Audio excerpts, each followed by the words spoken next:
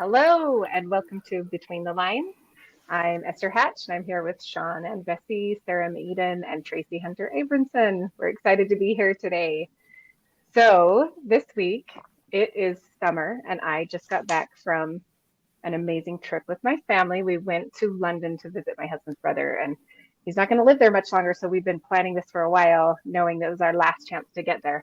But I was there amongst the land of Jane Austen with four little boys. I mean, they're not little anymore, obviously, and cousins to play with and everybody to entertain. And I didn't actually get to do much of what I would do if I was there on my own or with authors. I didn't get to see a lot of the research stuff. I snuck away a little bit, but it made me a little jealous of the times that I've seen you guys in the past go on research trips. And I just think it's such an awesome thing that you talk about the perks of being an author and the hard things, the good things. I think being able to travel as an excuse for your work, like as Yeah. work, is such an advantage. So today we're going to talk about research trips and what you guys have done and why they can be helpful. So first of all, I just want to ask you guys, what are some of the places that you have gone on these trips and what books were influenced by those trips? So for me, probably one of my favorite places that I've gone was in the Baltic states. That's Latvia, Lithuania, Estonia. But I was on my way, actually, I was meeting Sarah in Helsinki.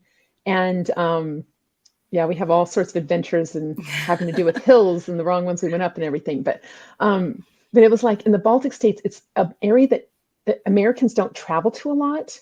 And it's really cool to see like the difference of architecture and everything as you go from this is what happened, in really old times. This is what was built during Soviet rule, and this is what's happened since free enterprise and capitalism has been in those countries. So that's really has been fun. But I was actually trying to write my book Royal Heirs at the time I was on that trip, and by the time I hit Estonia, I'm like, put it aside. And I started writing On the Run because I'm like, I'm in all these cool places and stuff. And so sure enough, On the Run actually follows a lot of my path through those areas. So it was a lot of fun.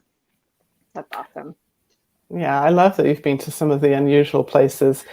I visited some specific locations, particularly in the UK for research before. A lot of times because I'm from the UK, I'll be there for a family trip and I'll just take a detour to go and do something that I know will help me with my writing.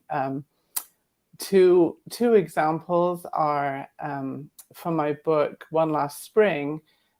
It talks about, it features the flooding of one of the valleys in Wales, and they built a dam there called the Vyrnwy Dam. And even though I'd lived in Wales all of my growing up, I'd never actually been to the Vyrnwy Dam. And so we took a trip there on one of our last visits. And then within the Dark Hills is about mining. And even though I have miners in my ancestry, I didn't live in a part of Wales where the coal mines were. And so when I went to visit South Wales, I forced my daughter to go down the mine with me because there is actually, I think it might be the only working mine museum in the world, and it's in Wales, where you can actually go down into the ground. Wow. And experience it the way that the miners did.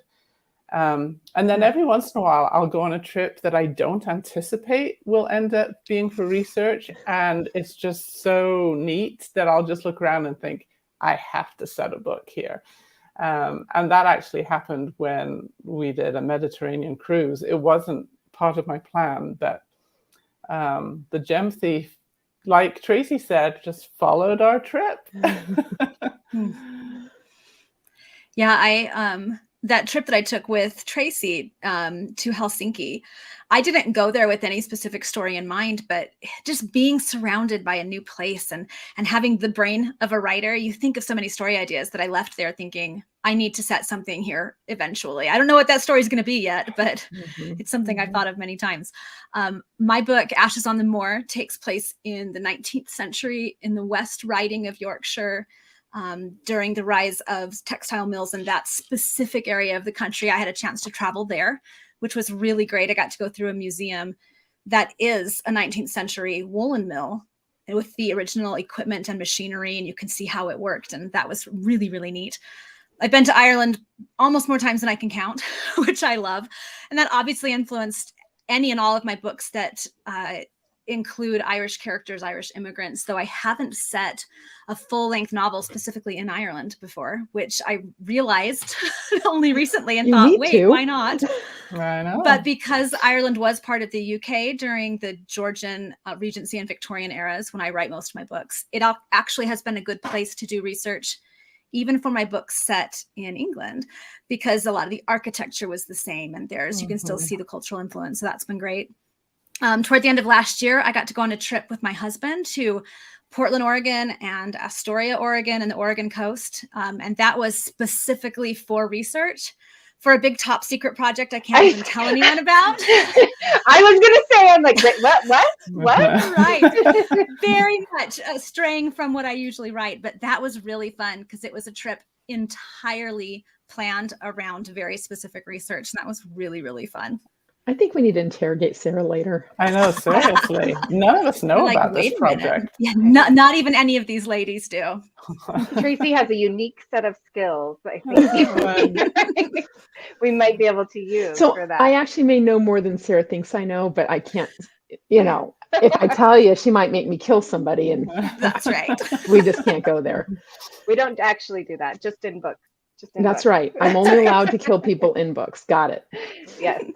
So it's so fun hearing like these little snippets of how you have researched or gone vice versa, not necessarily gone to research, but research came on accident. But so what's something unique about researching that way versus just hopping on the computer or reading a book like a lot of us have to do in research? Well, I think for me, it's you just get to experience a place in a completely different way, and you're able to utilize all of your senses. If you're looking something up online, you can see what it looks like, particularly if you're on Google Earth or you have a lot of really great images, but you might not know what it smells like or what the food tastes like or even what it sounds like. So being able to use descriptive writing that uses all the senses, that's so much easier when you've actually been there. Talking to the locals, so that if you set a book where one of your characters is actually from that place, they're not going to approach it the way a tourist would, the way that you would if you're just looking something up in a guidebook.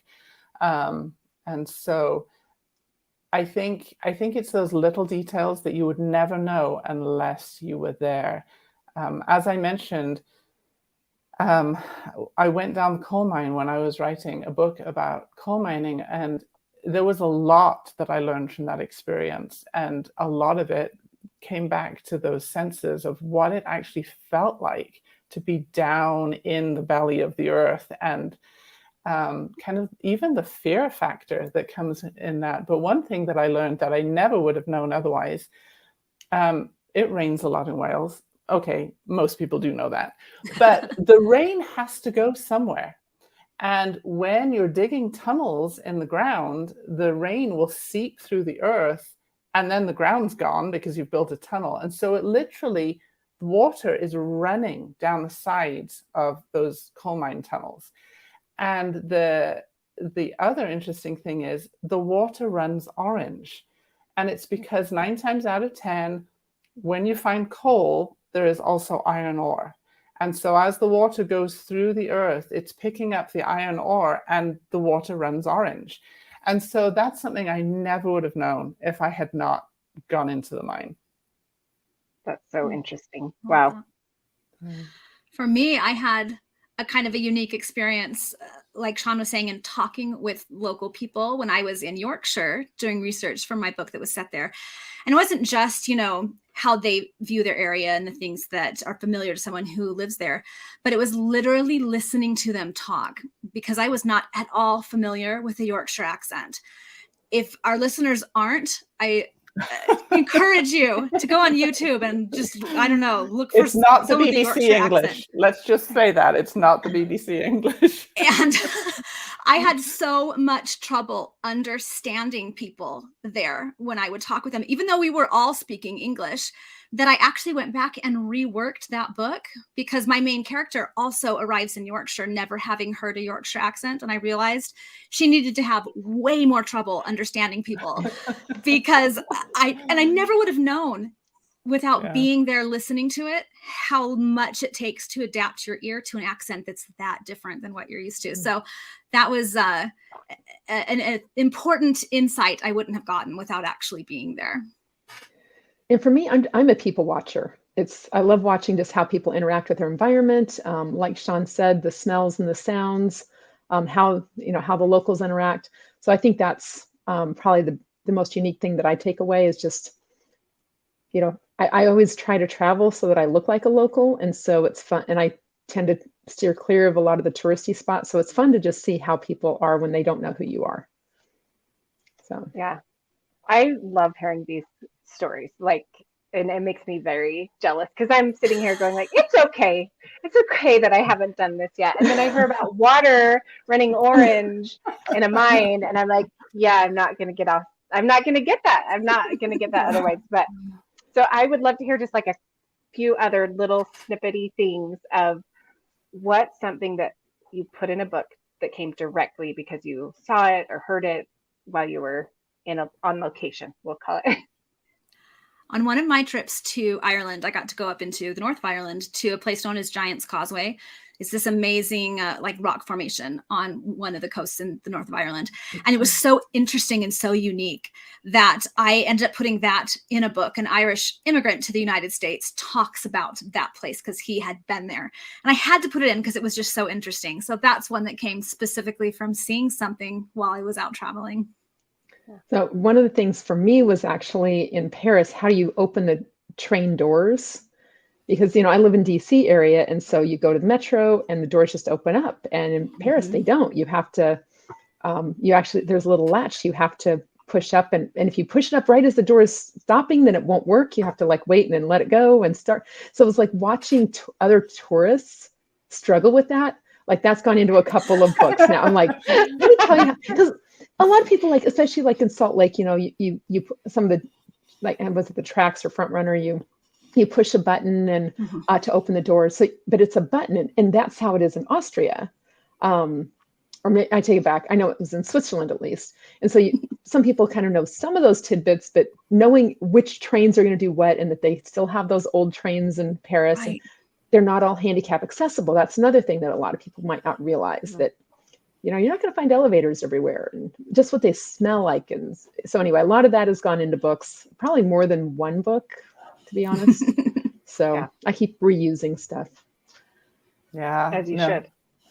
It's true. It's those things that you pick up on. And when you're writing a book, it makes a big difference if you're writing a book where the character is from that place or if the character is visiting that place. And so I have visited London many times, and it's fun for me to view it through both of those different eyes. And so sometimes when I wrote a